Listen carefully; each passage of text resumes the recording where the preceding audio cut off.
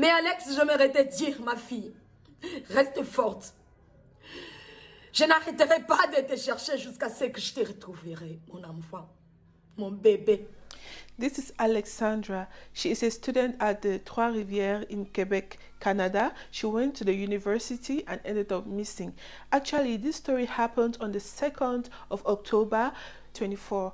This woman tried to reach her daughter while she was at the university, and she noticed that she could not get through to her because her phone has been switched off for the past 2 days. So in a desperate attempt to communicate with her daughter, because her rent was due and she wanted to send her money to pay for her rent while in Canada, so when the dad actually sent her the money, she tried contacting her because they were not getting any response back. And her daughter is the type of person that will not go for dates without talking with her mom. So the woman tried to contact the daughter. She noticed that her phone was off. When she sent messages, it would just double tick, but it would not deliver because she didn't have access to her phone. She could not read the messages in order to reply to the mom. So in a desperate attempt to communicate with the daughter, the mother ended up communicating her roommate, who is Luan. And Luan was like, okay, it's been 3 days now. I haven't seen your daughter. I am a very busy person. I'm at work right now, but I promise you that during my break, I'm going to rush home and see if I can check if she's around. So during the break, she went home, checked, and unfortunately she could not see Alexandra. And then she told her mom that actually she did not see Alexandra, but one of their roommates, who is a male at this point, dropped her at the park where she was last seen. And the mom is like, a third roommate? She never told me that there was another roommate in the house with you people. And they were like, yes, there is a guy who lives with us and he was the last person to see her.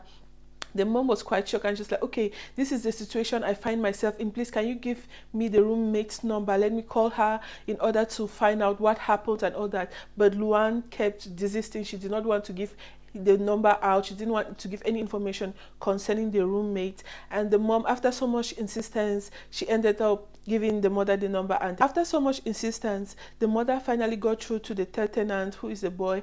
And then she spoke to him and he related every information that he knew. He said he dropped her at the park on Wednesday and that was the last time he saw her.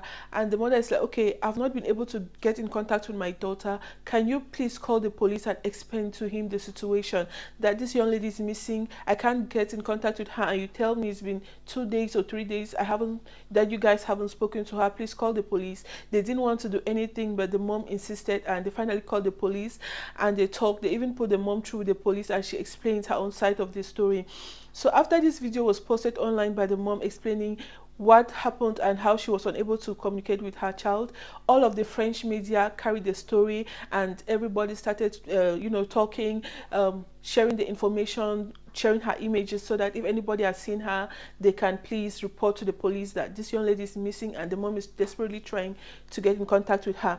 So they went to the park where the roommate dropped her, and actually he did drop her there because CCTV footage just showed her entering the premises. And this is a familiar place because when you go through her Instagram page, you'll see she normally takes pictures there. There's a familiar bridge there where they were looking for her. They noticed she used to take pictures there. The police came down, they did a search, a one-day search, and they were like, okay, we have searched and she's an adult. She can decide to leave and she can decide to just cut off from everybody. You know how people are. So yeah, that is the sharing online and the pressure from the Congolese community in the UK at Trois-Rivières.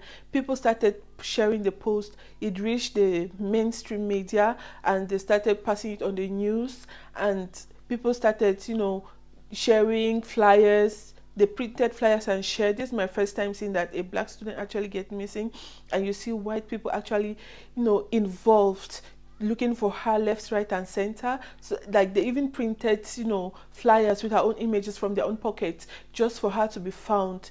And then students at the Trois-Rivières University gathered themselves in front of the university, inviting students from other African countries to come and join forces with them to look for the child in the park and the woods around where she would normally used to go, just to take pictures. And the mom said she's a quite timid person who loved being by herself and she liked isolating herself. So they decided to organize a search party. People even went and spent the night in the forest shouting her name, calling her name.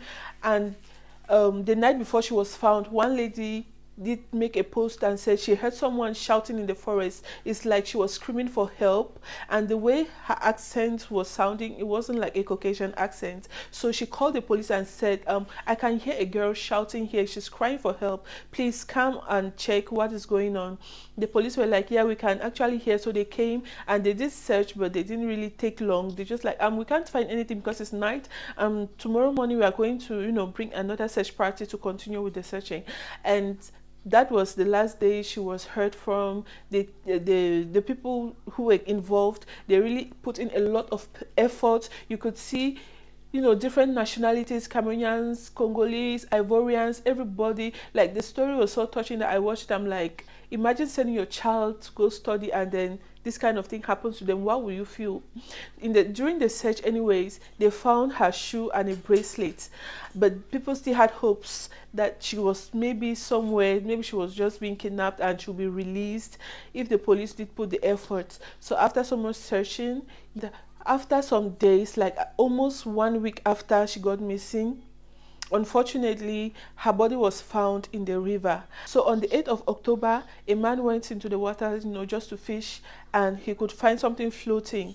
Immediately, he could identify that this is a human being, and he called the police and said he has seen something here that looks like a human being. So the police immediately came to the river, and there was already a search party going on there. So when they saw the police coming, the instincts told them that maybe they have found her. So they wanted to know in what state they found her, just to discover that it was in the water. And of course, they could not officially identify the person they found in the water because there was no family member, nobody that is directly related to her to say, okay, I can certify that this is the person we are looking for. So they had to delay everything, even though you could see that people wanted to get in there and confirm that maybe it's Alexandra, maybe it's not. People still had their hopes high that no, she'll be found alive. And then after some time, the ambassador of Congo came, but he could not, see the body.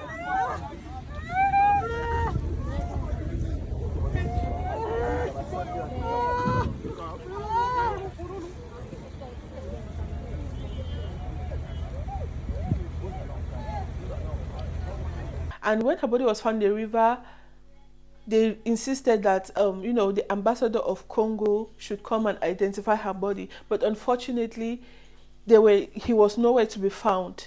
Because the police had to stop them, they dispersed everybody.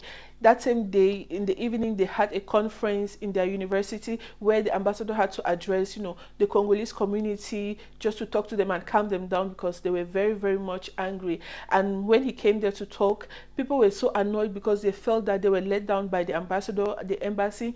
They let them down. They did not come on time when they needed them. The time between the first when she got missing and people started sharing the story on social media, they have social media pages. So they mean, like on Facebook, TikTok, everywhere you could see this girl's imaging on your For You page everywhere. So they mean they did not see it or they didn't care that much. So you can feel the frustration, like they're being neglected. They felt like they're being neglected and they needed more than this. And the ambassador tried calming them down, but the people were so angry that the police had to carry him and go out of the hall, because if they had let him there for 5 more minutes, I'm sure something else would have happened. As of now, as I'm talking to you today on the 9th of October, the girl has not been found. As I'm talking to you right now on the 9th of October, we have not heard from her mom. And from the video that the mother did, she was so devastated. She said if something should happen to her child, she is not sure she's going to survive it. And it is worth precising that she had Alexandra when she was 16 years old, and it is her only child. She said she has sacrificed everything within her means to give her child a better life. That's why she sent her to Canada to go stay, and have a beautiful life, to go to the university, attend the best university, and just to put her in a place where she'll be advantaged to have a better life. The woman is so devastated. The last time I saw her online was when she was trying to do papers to go to Canada to put pressure on the Canadian government to look for her child. But now that the body has been found and identified by the Congolese embassy, it's going to be very hard for the mom. I can just imagine what she's going to go through. I feel so bad for her. And the people that most, the persons that people are suspecting to be responsible for this act, they actually suspect her boyfriend. They said she had a boyfriend in South Africa, and that she also had a boyfriend in Canada, and the one in Canada is actually the one that they're suspecting. They also suspect her roommate because of, the unclear situation where they said she was involved in. You dropped her, then from there she was never heard from. Her phone didn't go through, nothing, nothing, nothing, and you just sitting there. You didn't even put any pressure. You didn't even call the police to report that this has been 2 days. My roommate has been missing. I can't hear from her. Please, can you do a wellness check or just check for her and see if she's fine, or maybe she just needs some time alone? None of that happened. So people are suspecting the roommate and her boyfriend, to be responsible for it. There's still a lot going on, and I hope to keep you people updated on the latest news concerning this affair. I really hope they haven't informed her mom, and I hope she's in a place where when they inform her, people will be able to console her. Because losing your only child, I mean, not only your only child, but losing someone that you love so dearly is devastating. One more of an only child.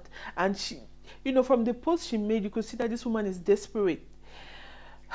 But the person who has done this should be a monster.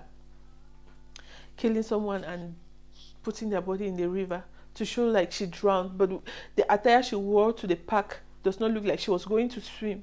It looks like she was going there to maybe have some alone time there.